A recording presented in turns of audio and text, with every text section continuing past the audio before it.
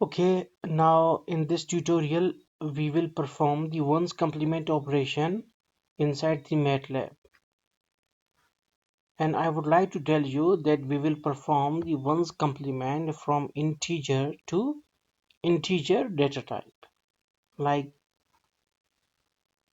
you can write d is equal to 99, so it is now integer data type already or by default declared and stored inside the variable d. Now we will write bit cmp, that is bitwise complement of d comma u int 8.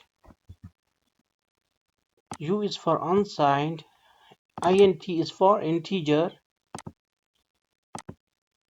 and when we will press enter we will get our answer, that is 156.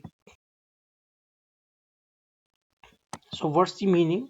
That we can directly take the ones complement of any integer and can the answer of the first integer.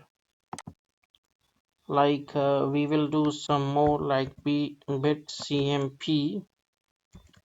You can also directly put the complete also directly put any number like 180 comma, and here you need to write u int of 8.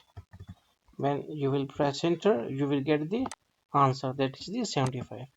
So hopefully you got the concept for ones complement within the MATLAB. So thanks for watching.